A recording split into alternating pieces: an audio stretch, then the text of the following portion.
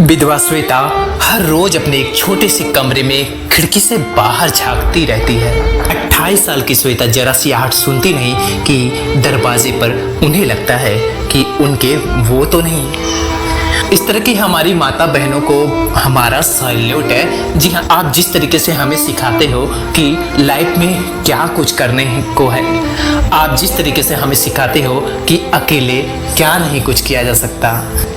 नमस्कार गाइस, आपका स्वागत है हमारे चैनल हमदर्द दोस्त में। अगर आप हमारे चैनल पर पहली बार विजिट कर रहे हैं तो प्लीज़ चैनल को लाइक कीजिएगा, सब्सक्राइब कीजिएगा और हाँ, वीडियो अच्छा लगता है तो आप दूसरों को ज़रूर शेयर करिएगा क्योंकि हम आपके प्रॉब्लम से रिलेटेड वीडियो बनाते रहते हैं। चलिए, तो आज की टॉपिक है निःशुल्क विधवा आश्रम।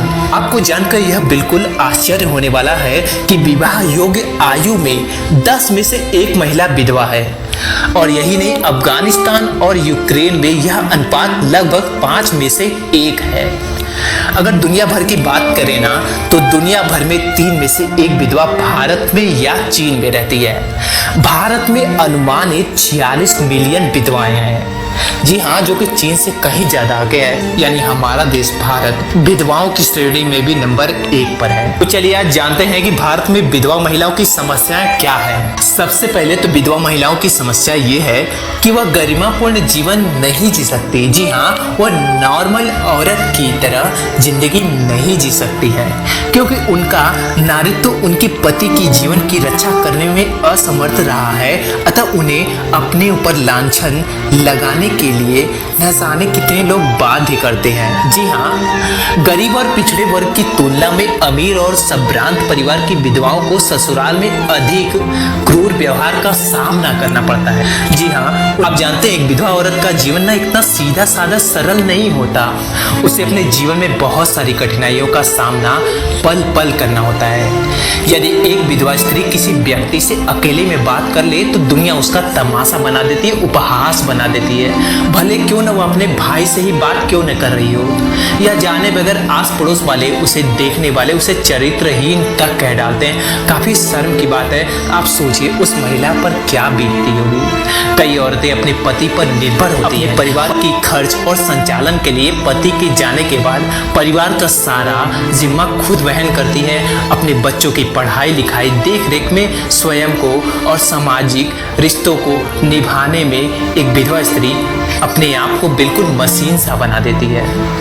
आपको पता है, वक्त की मार, अपनों के गहरे जख्म और उपेक्षा की शिकार इन विधवा महिला जिंदगी जीना बहुत ज्यादा दुर्भर हो जाता है, बहुत ज्यादा कठिन हो जाता है। चलिए हम आपको बतला रहे हैं कुछ निःशुल्क जहाँ पर आप बिल्कुल फ्री में रह सकती हैं। चलिए आपको बतलाते चलते हैं। यह तथ्य भी बिल्कुल सत्य है, लेकिन सुनने में थोड़ा जरूर है कि मैंने कई ऐसे विधवा आश्रम के बारे में जाना है, सुना है।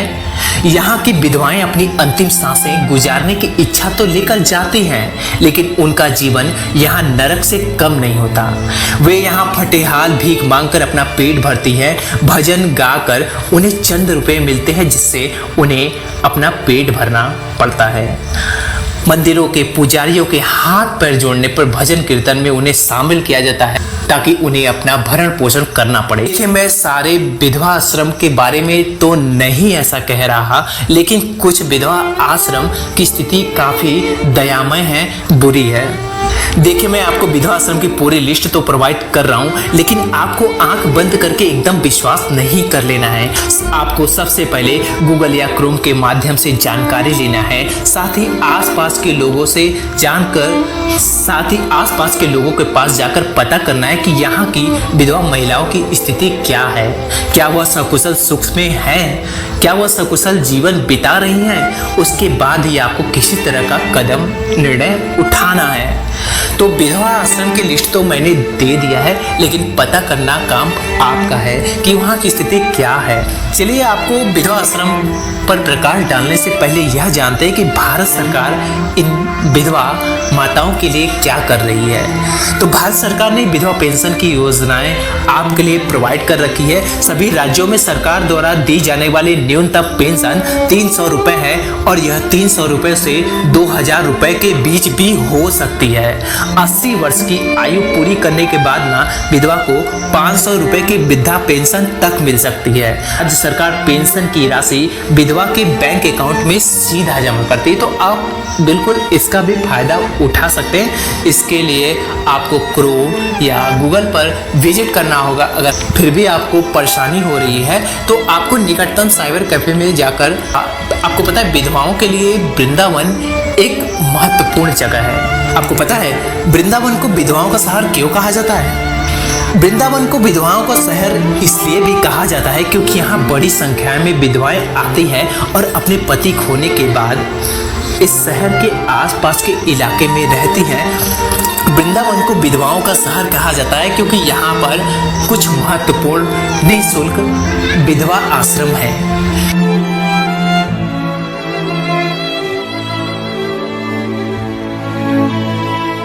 यहीं पे आपको राधा रानी के नाम से एक वृंदावन में विधवा आश्रम मिल जाएंगे, जहां पर नए आश्रम की स्थापना की गई है। इस आश्रम में 150 विधवाओं की रहने की व्यवस्था है। वैसे तो वृंदावन में विधवाओं के लिए 2 सरकारी और आधा दर्जन गैर सरकारी आश्रम है। लेकिन फिर भी आप एक बार यहाँ पर जरूर विजिट करें और पूरी जानकारी के बाद आप यहाँ पर रह सकती हैं। विधवा आश्रम की लिस्ट के बारे में चलिए यहाँ पर हम कुछ विधवा आश्रम की लिस्ट के बारे में भी चर्चा कर लेते हैं। नंबर 1 पर है मैत्री India Vrindavan. Address J92 Anantaram dairy complex, new Delhi. Pin code 110001। Contact 9111246543। Website हमने दे रखा है, तो आप बिल्कुल विजिट करके सारी जानकारी ले सकते हैं। नंबर 2 पर है मीरा सहभागिनी आश्रम, पागल बाबा आश्रम वृंदावन। एड्रेस वृंदावन उत्तर प्रदेश। नंबर 3 पे है माता आनंदमयी आश्रम वाराणसी। एड्रेस आनंदमयी मार्ग वाराणसी उत्तर प्रदेश 221001। वही नंबर 4 पर है Birla Vidhwa Ashram Varanasi. Address Chowk Varanasi Uttar Pradesh. Pin code 221001। वही अगले क्रम में है नेपाली विधवा आश्रम। एड्रेस नेपाली आश्रम वाराणसी उत्तर प्रदेश। इसी क्रम में नेक्स्ट है Durga Kund Vidhwa Ashram Varanasi. Address near Durga Kund temple Uttar Pradesh Varanasi. इसी क्रम में आगे है He Radhe Karunamayi public charitable trust Vrindavan. Location Shyama Das Didi Vridhashram, Parikrama Marg, Pani Ghat Chauraha, Durgapuram colony Vrindavan. Pin code 281128। Contact number है 9760477193 919870681145। मेल आईडी हमने दे रखा है, वेबसाइट हमने दे रखा है।